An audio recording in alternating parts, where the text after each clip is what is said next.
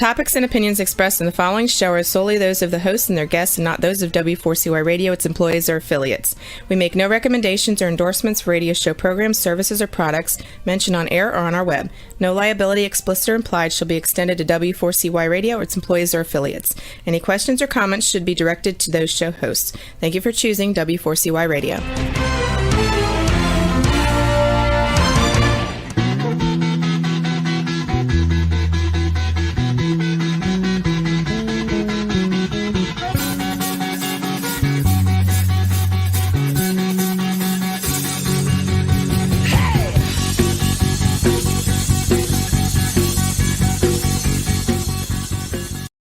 Welcome to the Camping Show. I'm C.W. Getz. And I'm Willow Munson. It is Wednesday, July 7th, 2021. I'd like to take this opportunity to welcome my new co-host and say, hey, glad to have you on the show, Miss Willow Munson, everybody. Willow joins us this evening, by the way, from Casablanca, Morocco. And wow, it's glad to have you here. I'm glad to have you here. It's I've never done this before so far away, so it's pretty cool. So yeah, glad to have you here. How you feeling tonight? Pretty good. It's a little late, so I'm a little bit tired, but definitely excited. Well, how's your weather over there, by the way? Sunny today, but now it's pretty cloudy and dark. Nice. You're like 6 hours ahead of us, am I right? 6 hours, that's correct. Time difference, yeah. Well, hey, real quickly, give us a little background in your outdoor interests and that sort of thing. Tell us what you're into. Okay, so I'm a pre-med student at Lehigh University, and I'm majoring in global studies. But this past year, I actually worked with the company Superior Paddle Academy in Duluth, Minnesota, and I was learning and teaching whitewater stand-up paddleboarding, as well as teaching basic SUP skills and guiding tours on Lake Superior. And so when I can't be near water, I love road rides, and I'm currently dabbling in mountain biking. Oh, very cool. That's Superior. That is Jared's company. Yes, Jared Munch. Yeah, Jared, very cool. He was a guest here on the show too. So, and I know he's enthused for you to be on here as well. So if you're listening, yeah. All right. Well, I'll let you continue then.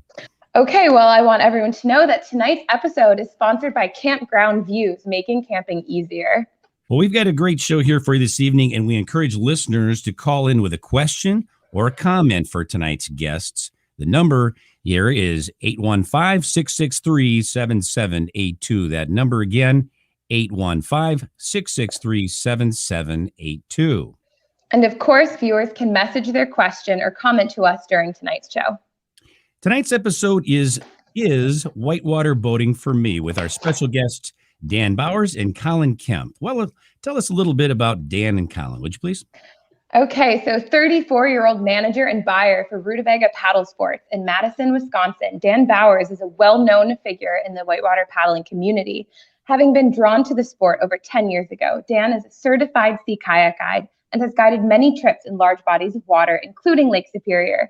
Dan considers himself extremely fortunate to have discovered paddling, and specifically whitewater paddling, which has taken him many places over the past decade, providing a great deal of fulfillment in his life. And then we have the 44-year-old director of sales for Jackson Kayak, which is the #1 manufacturer of whitewater kayaks in the world. Colin Kemp has been involved in paddling for over 3 decades. Initially, Colin began competing in slalom-style kayaking before transitioning to other styles, including freestyle.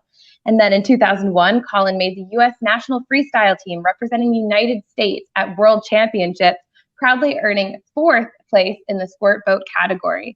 More recently, earning 4th place in the squirt boat category, but he continues to compete and participate in the Reno River Festival as well as others. Well, with that, welcome to the show, Dan and Colin. Welcome, Dan and Colin. Thanks for having us. Hey, guys. Thanks. Rock stars. I love this. They'll be giving autographs after the show, I'm sure, right? Are you guys just are you charging for them, or are they going to be free this time? Oh, I don't know how much value there is on that. Zero.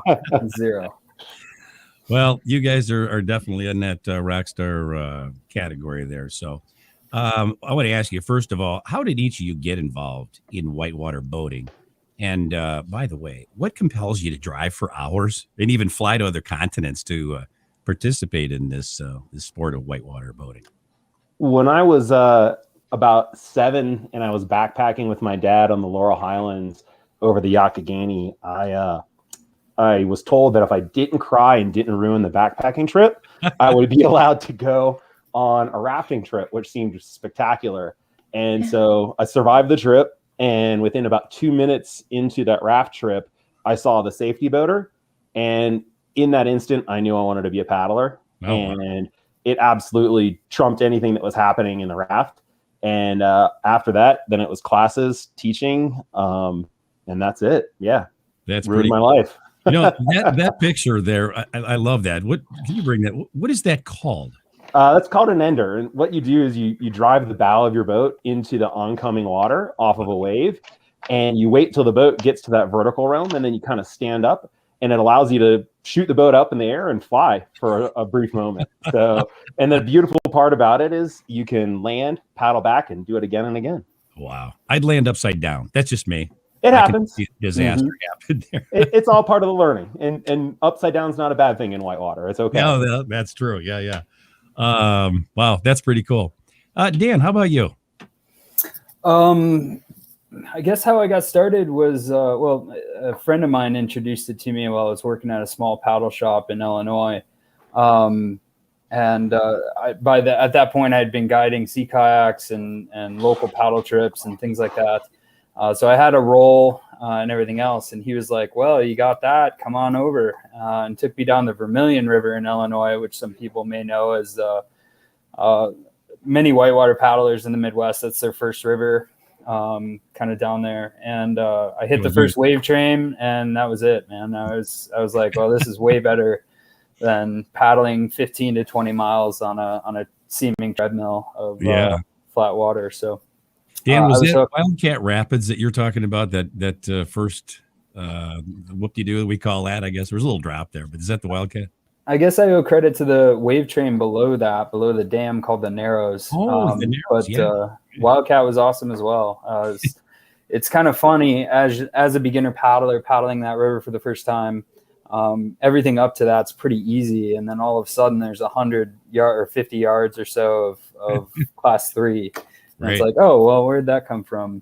But it's very drop pool, so there's plenty of time to catch yourself and pick up after yourself. So, tell me something. Was that big boulder right at the end of the drop there, like it is now?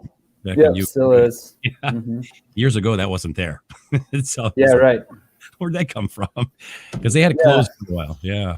No, the whole Wildcat changed. That whole rapid had a landslide there, and if you look at AW American Whitewater, there's some photos of before and after and how it changed the rapid. But that's common for a lot of these rivers. Interesting. Yeah, I didn't really realize that. We got a picture of Dan up there on the there. Yeah. Oh, I think that's Colin, and or maybe that's not Colin on the right. That's Clay. Right? Clay and Dane. Okay.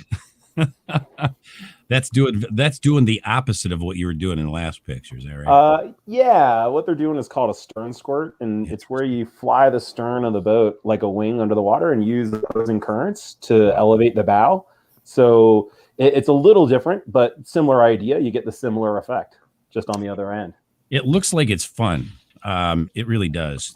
We're going to talk about a little bit later here. But first, let me ask you, what is the proper definition of the term whitewater paddling? Yeah, I mean, you could probably go back and forth to a lot of different people having a lot of different meanings, and especially regionally. But I would say for me, whitewater paddling and most people is when the water actually starts kind of turning white. You have kind of flowy, fast-moving water rivers that maybe don't produce what we know as aerated water, which produces the color, pigment, or lack of it. And I'd say right when you start getting into regular class 1, 2s with some aerated water, I would call that whitewater. So that's really where we get the term whitewater. It does look white, basically, and that's how that comes to be. Interesting. Cool. So you have whitewater on a river, and how does someone become involved in the whitewater paddling aspect? Yeah, so there's a lot of different avenues to achieve that. And, one of the primary ones, especially in today's day and age, is hit Google up. And what you want to do is do a search for your local kayak store, your local kayak school, And both those resources will be able to guide you to who's teaching, who's certified, a place to go perhaps and watch and see. That's like a great thing that you guys have in Wisconsin, is an opportunity to see somewhere like Wausau. And it's an artificial course where the riverbed's been enhanced, but you can take a family stroll, have an ice cream cone, and watch everybody doing it and get an idea of what kind of fun's to be had. I hear that's an excellent part, excellent place. They keep telling me you got to go to Wausau to the there's a finals there. Is that right? I travel to Wausau at least once a year to go kayaking and teach kayaking classes. So I live in one of the meccas in the world for whitewater kayaking, and I still make my way to Wausau, Wisconsin every year. So it's absolutely worth it. One of the best paddling communities I've ever seen anywhere. I may see you there one of these days. Yeah. They have a release this weekend. If anybody is regional or local and wants to come out to Wausau and watch some paddlers flip around and have a good time and ask questions and get involved, please stop out there. There's everybody there will talk to you and talk your head off sometimes about your opportunities. Everybody's very welcoming. It's an awesome community. Very cool. We just saw Rick out, and he's a big fan of yours, Dan. You just saw him pop up. I'm a big fan of Rick's. There you go. Oh. Okay, so you said that people are very welcoming there, which is really awesome to hear. So what makes this whitewater community unique from other outdoor communities? I think one of the things is that paddlers tend to be pretty obsessed. Compared to a lot of other sports, we work in a dynamic media, meaning that our playing field is always moving. It's always fluid. So that same wave is never the same twice. Whereas anything that's on a traditional field is static in that way. And I think that, at least for me, has been a common theme with a lot of the folks I've known for over 30 years and paddled with, in that chase for that constantly evolving media is pretty darn compelling, to say the least. I've known a lot of highly educated people that have thrown their careers to the wayside to keep pursuing whitewater, because no matter how good you get, you're never there. It's always something to learn. That's pretty cool. So really, people would do that. People have done that, huh? Yes, I have done it on. Come on, let's get some names here. I've done it. I've done it on a. Personally, I've done that going to multiple continents. Wow. At one point, my wife and I sold our house in Maryland, put all of our stuff in storage, lived in our truck for 6 months to drive around to find the best outdoor playground in the U.S. So, and I know I'm not alone. There's a lot of our Olympians and people who just love to paddle recreationally who all follow that same thing. And way before van life was cool, it was a dirtbag kayaker by a long shot. These things sound addictive, man. They sound like you can become addicted to them very easily. Wow. You drive into any paddling town or Friendsville or any of those, and you'll find quite a few. The biggest tales are the raft guides, the guys that don't just quit their high-end jobs to, be involved in kayaking, but quit their high-end jobs to go huck people down rivers for a living. I mean, what a switch. That's pretty cool. Wow. Yeah, the place my home river where I grew up on the Potomac River in Maryland, so right outside of DC, very, very close. It's not uncommon to see everybody that you would see on Capitol Hill or any political nonsense out on the river in the early hours before work or the afternoon. It's just a thing. It's something. Willow, can you see yourself doing that? Just happen vehicle? I mean, as a pre-med student, I should say no, but maybe. Never say never. Yeah. Wow.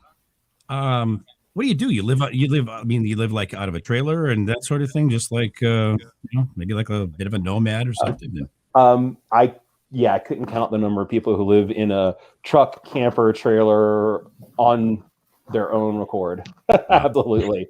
Actually, and that vehicle has evolved a lot since I started living just in the back of a pickup truck at one point with a camper shell on it. And Willow, don't be scared. My wife's a vet and she paddles and flies paraglider, so don't pigeonhole it. An inspirational figure. Well, let's talk a little bit here about some terminology.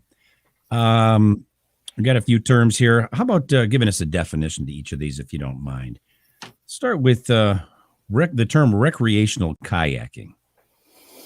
Yeah, that's a good one. All paddling is recreation, but I think how we in the industry tend to view it as more of those folks that maybe aren't going to be living in a van down by the river. But again, traditionally, when you narrow it down from there, it gets more into that kind of weekend paddler, the folks that want to get out there and paddle their local stream or lake, traditionally in boats that are meant for both, traditionally flat water, 10 to 12 feet or so. Not that there haven't been wreck boats longer than 12 feet or shorter than 10, but really fairly easygoing paddle, comfortable kind of boats to get out there and go to either which way of the paddling spectrum. Yeah, interesting. Usually comfy seats, bulkheads for safety, hopefully, and easy cruisers. I think that kayaks ought to come with radios now. It's just me. I think they ought to come with a built-in radio. I'm never without my on my. You're not far off the mark, because if you get into the fishing kayaks that are a thing these days, there's tracking all over them that allows you to mount tons of accessories, and speakers are absolutely part of that for a lot of folks. That's so cool. Seriously, they're putting speakers on. I did not know that, because I bought this JBL Charge, I think it's called, or Charge 3, and it's quite loud. But I'm thinking, why don't they put speakers on kayaks and little radios? It doesn't really take much, but they're doing that now. That's so cool. Yeah, it's a personal thing. A lot of people like to be outside and just enjoy the quiet and the nature, and some people are going to go for a different thing. Just kind of like a wake surfing boat would likely have a speaker system, where somebody on a bass boat may want to keep it quiet for the fish. Yeah, that's why I don't fish much. So how does the term kayak angling fit into all of this? Really good question. It's probably the fastest growing part of paddling these days. Kayak angling, the term really is just, what are you doing in your kayak? And if you have a rod and you want to go cast it out and do some angling, you're technically kayak angling.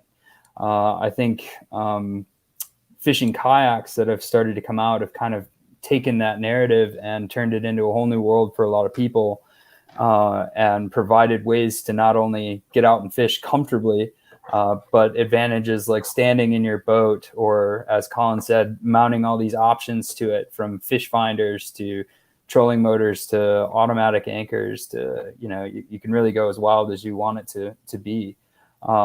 But that has kind of driven the market from, hey, I'm going to go out in this canoe and cast a rod, into its own kind of subset of paddling. It's pretty awesome. Very freeing for a lot of people to be able to get out in a smaller vessel rather than a big john boat with a motor, and get out there and cast some lines. And from us, it's changed the way we design kayaks. So the R&D team will focus on different water environments. So whether it's a river, big water, skinny water, we'll make different boats for different jobs. So like Dan said, sometimes standing is part of the design parameter. Sometimes it's getting out through the surf. Now pedal kayaks, so pedal driven kayaks for fishing, are the end all be all, because it allows you to be hands free while you're fishing, instead of having to manage a paddle and a rod. I saw one of those at, it would have been 2 years ago, because we didn't have Canoecopia last year, but I did see a paddle, one of those. And I was like, well, that's pretty cool. And it was a great idea, right? I mean, you're not doing any of this. You're going with the pedals rather. Totally hands-free. Yeah. And I would venture to say, Dan, is the kayak angling probably the most popular type of kayaking, or would you say maybe not?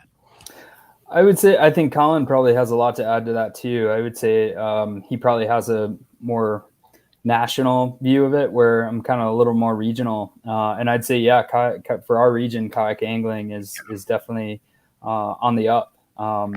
I would say as Rutabaga still tend to lead in canoes, just being kind of that boundary waters facet, but kayaking is definitely growing and becoming something very popular, or continuing to be something very popular with all the innovation that these guys are coming out with. It's pretty wild. Yeah.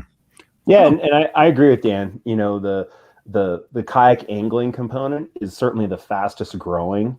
And if you just were to take a look at the stats on how many licensed fishermen there are out there, it's a way that a lot of people can get on the water that couldn't afford to otherwise.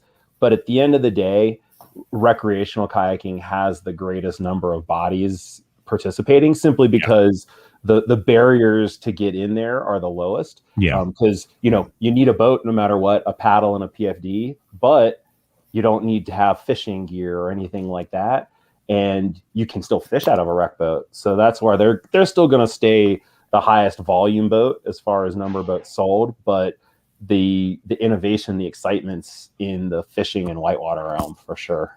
Well, how about touring then? Yeah, touring, again, all of these are kind of crossovered into each other, but the traditional concept for touring is usually 12 feet or longer, a boat that you can carry lots of gear in. As Willow can attest to, being on Superior as well. We kind of separate sea kayaking from touring a little bit when you get onto bigger bodies of water like Superior or the coast, where you traditionally have a much longer boat, maybe 15 feet or greater, and multiple bulkheads for safety. So if you flip out onto an open body of water, it's easily to be recovered. You can climb back on and paddle home after some training, rather than swimming a boat to shore like you might have to in a wreck boat or some of the other boats out there. But they're designed to be faster and carry a lot of gear. And speed isn't really it's more along the lines of efficiency. They're meant to get from point A to point B easier, quicker, with less effort. And those are kind of where you get into those touring categories of boats, is a little more efficiency, gear capacity, and then sometimes open water safety. Okay, and I know you defined whitewater paddling before, but do you think you could give us a definition for whitewater kayaking specifically? Yeah, I would say whitewater kayaking in and of itself is the pursuit of whitewater. It's, as CW attested to, paddlers from every region, I don't care if you're in the whitewater mecca, you're going to jump in your car and potentially drive 2 to 3 hours. And so it's that desire to be on those kind of flowing rivers, with sometimes having challenges that you can navigate. And I would say anything with aerated water above class 1 is whitewater paddling. Kayaking specifically is 2 blades. I know there may be some viewers out there of the single blade community that we'll jump in here later, but whitewater kayaking is traditionally in a sit-in or sit-on-top kayak, and shorter boats, usually more rockered boats, so there's more shape to them. They're easier to turn left and right, and traditionally use 2 blades. One other good thing to add to that is it's typically going to be these days what we call a planing hull, so a flatter surface that's going to have a much more defined chine, where back when I started paddling whitewater, all the boats were displacement hulls. So I think round, kind of like a traditional canoe. There's a lot of innovation and perks to having a planing hull kayak for friendliness and performance. Plain hull, you're saying planing hull, correct. There you go. To the naked eye, it would look flat, even though it's always going to have a little curvature to it. Sure. Yeah. Planing hull. Yeah. Okay, so how and where does someone attain the necessary skills to become a proficient, safe whitewater paddler? So with that, a great way, once again, like we said earlier, is to have a look at Google, but a kayak school is going to be your first bet. There's also a long history in the US of canoe and kayak clubs that offer up instruction as well. There's university settings now are massive. I remember before I went to college, I was trying to find anything in the literature of schools if they had an outdoor program that had kayaking, and I could only find 2. And wow. we currently work with well over 40 universities for educational boats, and we know we don't work with all of them. So there's a lot of avenues, but the thing about learning whitewater is it's a counterintuitive thing, and that doesn't mean it's hard, but what it does mean is that your learning curve will be greatly helped by having someone who knows how to guide you through those first steps. The most common example is that when something leans into a person, you push back and balance. And when that's water flowing from upstream into your boat. Well, if you lean upstream, you flip. Where the trick is with a planing hull kayak, like you said, you lean downstream, the water slides underneath, no harm, no foul. But you're going to have a pretty long learning curve if you don't have somebody to help guide you along that method. Interesting. Yeah, I would say like Colin says too, to gain the skills, you almost need somebody to help you along. There's a lot of great books, DVDs, and stuff like that will start you off, but without somebody to give you instant feedback, you tend to carp in your learning. And if you're learning to roll, you learn what carping is pretty quickly. But just talking regionally, Wisconsin, Illinois probably isn't known in the whitewater community as being having a whitewater community. But we do. And again, as I mentioned, they're very welcoming, from the CWA in Chicago, to a small operation. I don't know if they're still involved, but there's a place called the Yak Shack down in Yorkville with a little whitewater park there. Oh yeah. I think Jeffrey Brown may be still teaching there. Hit them up. But coming up here, taking rolling classes from Rutabaga, demoing some boats. Going further north, you have Jeff Jensen runs a kids program in Green Bay, which is pretty awesome. And then you have Whitecap Kayak or Peshtigo River Outdoor Learning Center as places to go here in Wisconsin. So they're out there. You just got to find them. And if you're not getting on Google and finding anything, call your nearest retailer, your kayak retailer. Find a small specialty shop. And if they don't do it, they'll probably point you in the right direction. I think the key, what you just said, is specialty shop, because a place, and I'm not going to mention any names, but places that sell all kinds of sporting goods they may not know where to send you. Am I right? That's correct. Yeah. Yeah. You're going to want someone who's focused on paddle sports in particular. And one last thing about education, no matter how long you've done it, no matter how good you are, there's always something to learn. Don't get caught into the trap that a lot of people do, that they take their first round of classes and then they just start organically learning from their friends, which is not a bad thing, but it's a great way to pick up bad habits. Yeah. And even after 3 decades of doing this and people to teach, I still continue to consume education as fast as I can, whether somebody's got a better trick on how to teach something or whether it's evolving my own personal skills. Never stop learning, because when you're bad at it, that's when you have the best part of the learning curve, when it's the most steep. And I think sometimes people do. things do evolve. Sometimes people come up with a new trick or a new twist on how to do something. Am I right? The 30 plus years I've been paddling, absolutely. Yeah. And whether it's the design in boats that have changed and evolved and allowed us to teach hard skills, the strokes and things at a much faster rate than they were when I learned. Wow. Those kind of things evolve how we teach as well.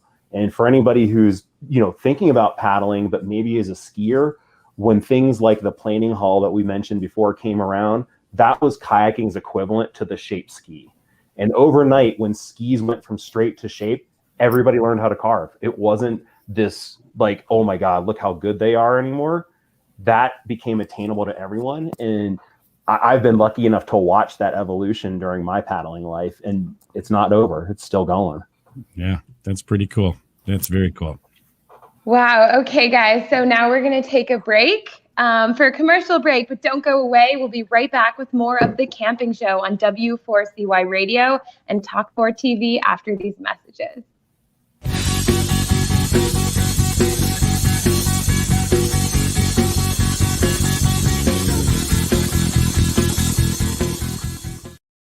It is time to go camping.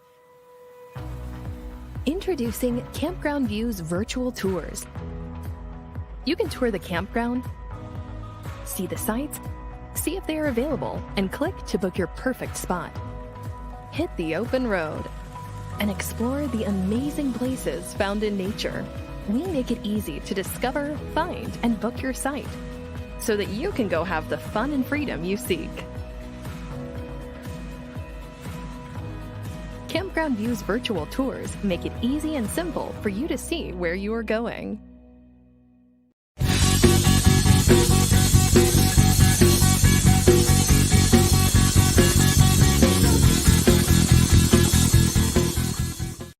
And we're back with our guests, Colin Kemp and Dan Bowers, here on the Camping Show. Let's discuss the type of equipment that's required here with Whitewater Boating. But before we do, I'm going to ask this question. Does it matter where you purchase your equipment, and how important are things like construction materials and design? Absolutely. You know, you've got to get the right tool for the job. And for whitewater in particular, we're not going to go to some generic all sports store to find a true whitewater kayak. And when we are designing and building whitewater boats, they're designed to take a tremendous amount of abuse. So they're designed to go off of waterfalls if you're going crazy. They're designed to slide down rocks and all sorts of other stuff that's going to happen in the commonplace. Whereas, you know, a generic wreck boat that's designed to be put on calm water, paddled on calm water, and never really taken abuse, it doesn't have the same walls internally. It likely doesn't have a cockpit rim that will accommodate a skirt to keep the water out. So it does matter. And when you're looking at a premium, you know, product for something that's specific like whitewater, you need to go to a specialty store, because they're going to be able to walk you through pros and cons of different designs, different shapes, because, you know, like a skier or a golfer, you don't have one club, you don't have one ski. You're going to really, really, really have a quiver. You know, the biggest thing that I people ask me, say, hey, my friend wants to get into kayaking. She wants to, or he wants to, or whatever. And we were at so-and-so Sporting Goods. And I said, well, the first thing I would tell you, and I always direct them to Rutabaga. I think a lot of people are like, oh, but that's serious. And I don't know. I mean, that's going to be really expensive. And, you know, I'm good. Not necessarily. Right. Am I right on that, Dan? I think the best thing to say about it is that, unlike some other sports and maybe your gas money for travel, the buy into the sport can be as easy or as expensive or as inexpensive as you try to make it be. So, for example, a new paddler that is maybe considering whitewater but doesn't necessarily want to take the jump and buy everything new and best, again, in that community that teaches them, there may be a used boat circulating around and stuff like that you can get into a little more appropriately. And even like a shop like Rutabaga does have used kayaks. Oh, sure. Yeah, I think so. Yeah. Yeah, definitely. And and if not, again, we're usually in the community. So there's been many times people have called the shop and said, hey, I'm looking for this, but you know, used or new, and maybe I don't have it, or maybe we don't have one used, but maybe I know somebody that does. And so we can get you going that way as well. You know, there are some places that'll rent whitewater kayaks for you to take classes in and get involved that way. But once you get that feeling like I did on the Narrows in the Vermilion, there's something about finding the right boat, the right color, it matters, and dropping a one-time fee to be able to use this equipment in a plethora of places. And travel around. So what's the cool color of boat to have? Seriously. I always dig lime green. I think lime green is one of the most overused and underrated colors in paddle sports. But I will say there's when you can mix some purples in there, I think like Jackson's doing right now, you're always ahead of the game too. And right now the color to be is hot pink, because the number one kayaker in the world specifically rolls hot pink boats. So, which I've had a few over the years, but I definitely never achieved that status. I'm waiting for the Eddie Van Halen design to come out there with all the, you know, stripes going everywhere. So what you need to do to see that is Google squirt boat, like the discipline I competed in at Worlds, and they're composite, and you can get anything you want done with gel coat. Wow. Plus, we love metal flaking glitter. That's cool. That's extremely cool. You can get some great stuff out of composite boats. Pretty gorgeous designs. Jeffrey Teed. I'm sorry if I mispronounced your last name. He writes in here. I'm 58 and taking my second whitewater trip this weekend. Yeah. And it's addictive here. He said, please mention seat time is invaluable, and that's for sure. Yeah, currency is king is a phrase that we take from my paragliding as well. And no matter what, you've got to be current. And if you're going to be pushing your personal threshold, whatever that is, whether it's class 1 or class 5, if you're not current, you shouldn't be pushing your limits. You should step back, because you can always take a class 3 rapid and practice class 4 moves in it and lower the consequences. And that's how you stay current. Okay. Yeah, I will say another mention on that. I've heard it before, but one of a local instructor here, Dan York, said it, and it's always stuck with me from hearing that. But learning to kayak, learning to roll, or learning to whitewater kayak specifically, learning to roll is not an event. It's not something you do once and then you have it. You have to practice it. You have to be proficient with it. Learning is not an event. It's not just all of a sudden I have it. For many people it might be, but then they have to relearn the roll because they pick up a bad habit or need to relearn it on the offside. So it's a process, and you definitely need to stay current. Yeah, don't let the distance in the time between your last roll and your next roll be very long, because then it becomes foreign. Yeah. Okay, so I know we touched on boats already, but discussing construction material and design of boats, and even kids' boats, how important does that come into play?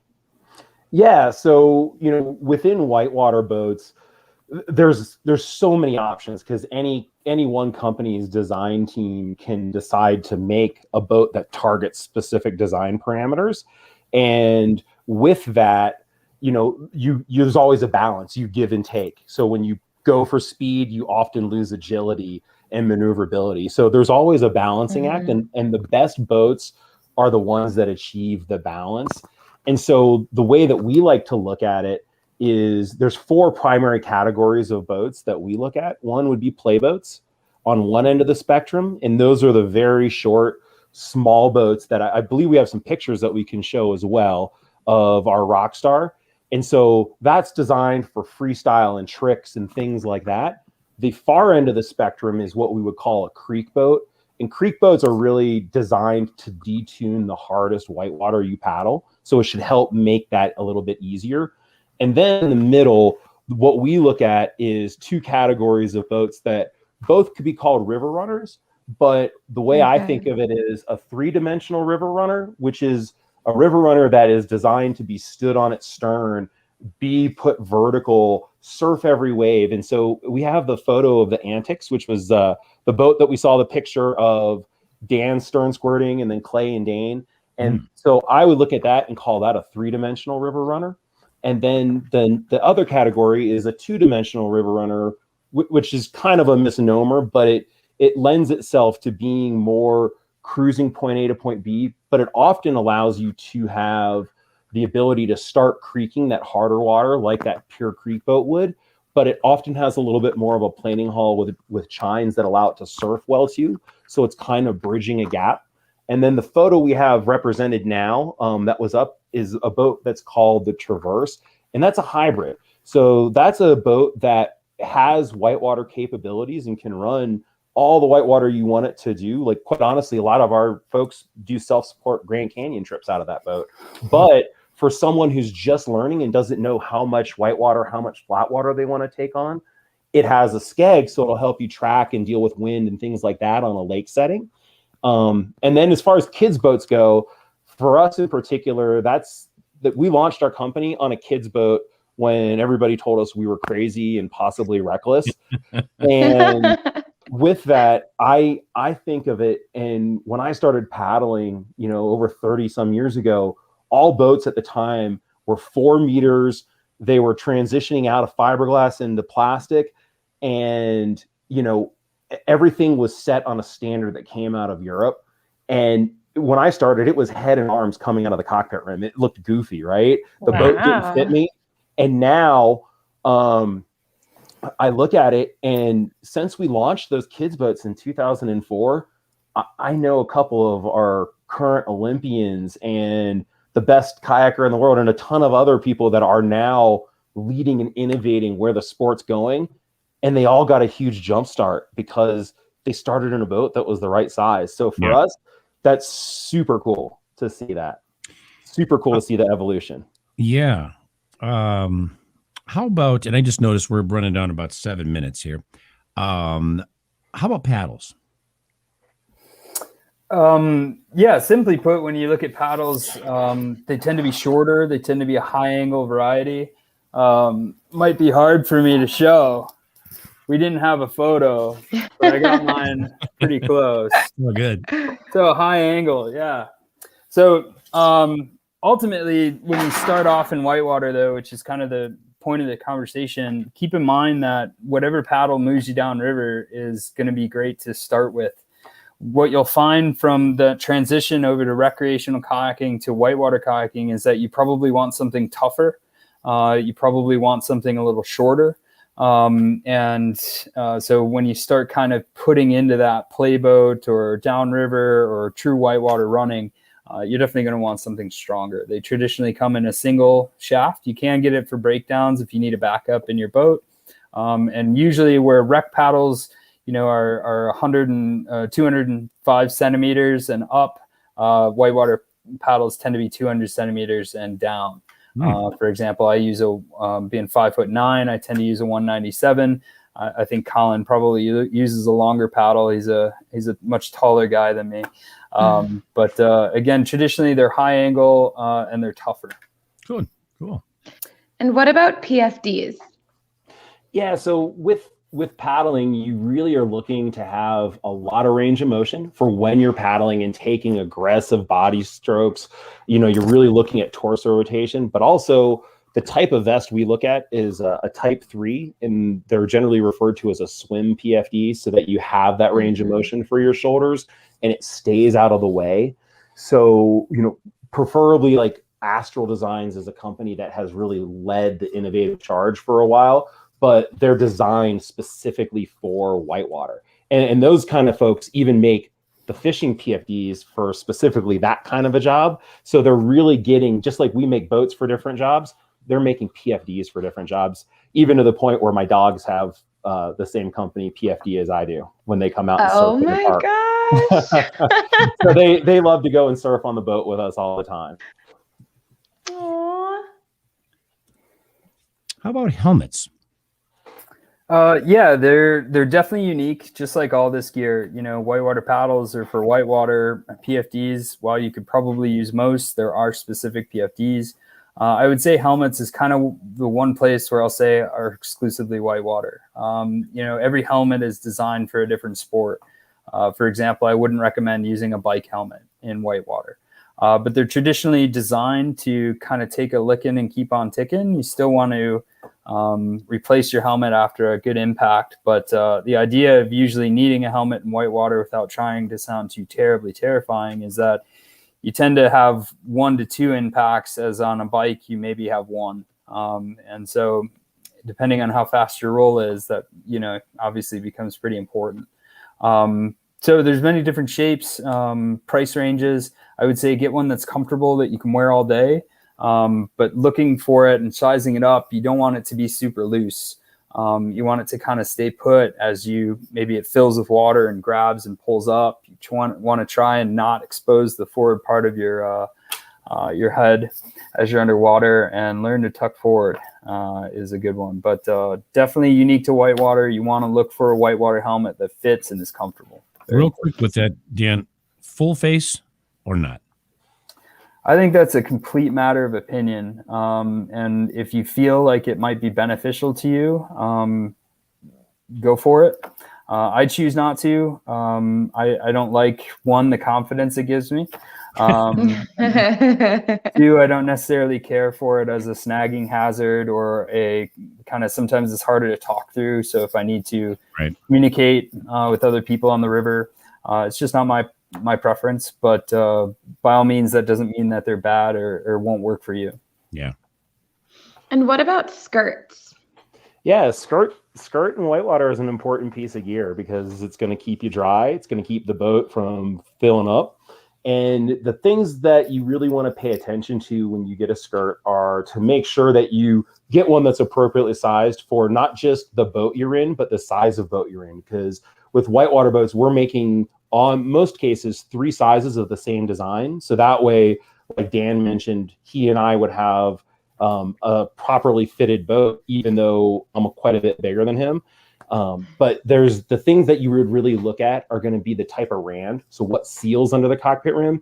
There can be ones that are having a bungee rand that are easier to get on and off. Rubber rands for the creaking and heavier duty stuff, a little harder to get on, but also harder for the water to implode. And, there's a company called Immersion Research that makes great skirts, and they have the best fit tool. And it's not just for their skirts, it's for everyone's, called skirtfit.com. So if anyone wants to see if their boat matches, it's the perfect tool. It's already done for you. Oh. Wow. And would you say there are any other specific items that we haven't listed that you think are also important to mention? Yeah, absolutely. No doubt safety is an important thing. And depending on where you're going and paddling, the remoteness of your trip, there's a lot of things that I carry. So if I'm at Wausau, they have people there with first aid and everything that you need, additional throw ropes. So I'm not going to carry a breakdown paddle and a pin kit. But if I'm going on a remote river out in the Sierra where I live, we're going to carry a breakdown backup paddle. We're going to have our first aid kit. We're going to have a throw rope with a knife, because whenever you have a rope, you have to have a knife. And then we're also going to carry a pin kit that if something gets stuck, a boat gets stuck on a rock, we can pull it out and make sure everybody can get down the river safely. So, there's a lot of other clothing that are specific to paddling, but those are the kind of core safety things that I would take. And it varies depending on where you go. Okay. And what would you say then separates whitewater clothing and footwear from those used for general paddle sports? Yeah, I would say, to be quick with it, I would say it depends on the time of year.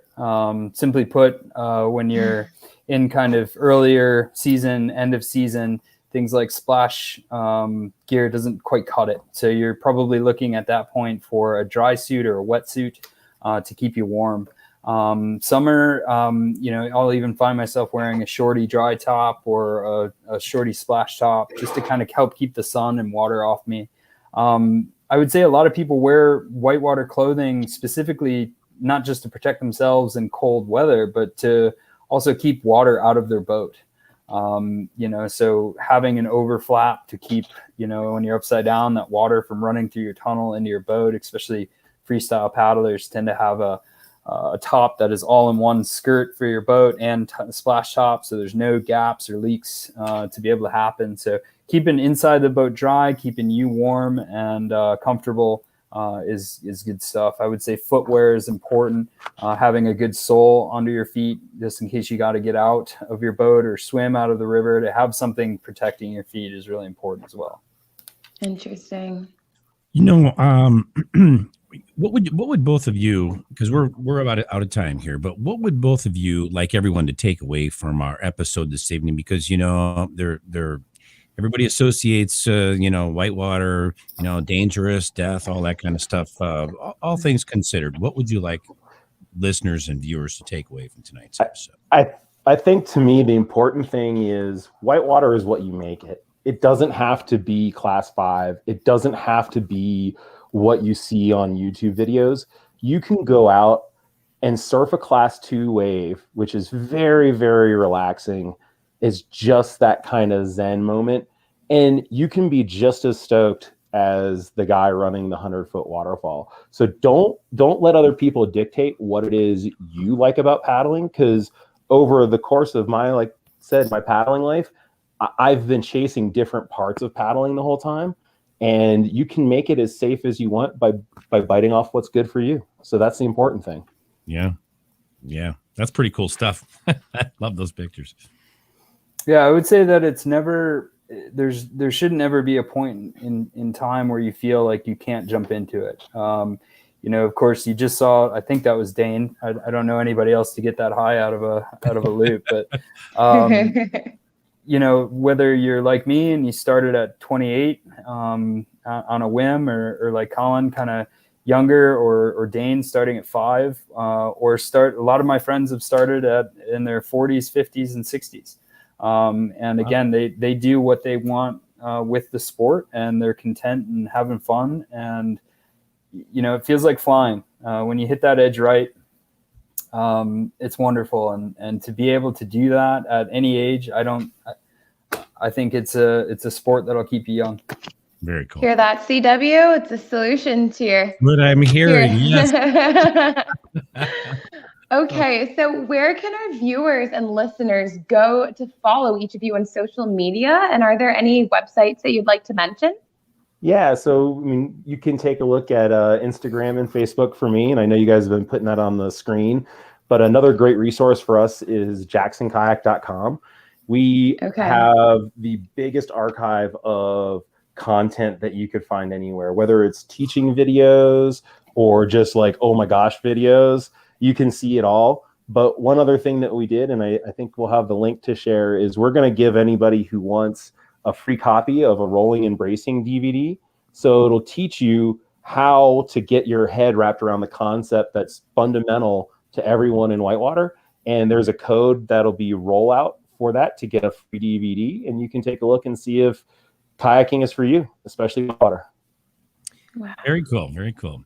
Well, we want to thank you, Dan and Colin, for being our guests here on the camping show this evening. It was a pleasure having both of you here with us.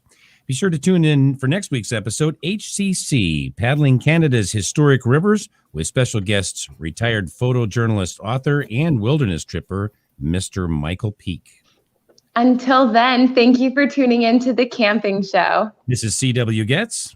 And Willow Munson. Reminding you, learn more, Do more. See you next week.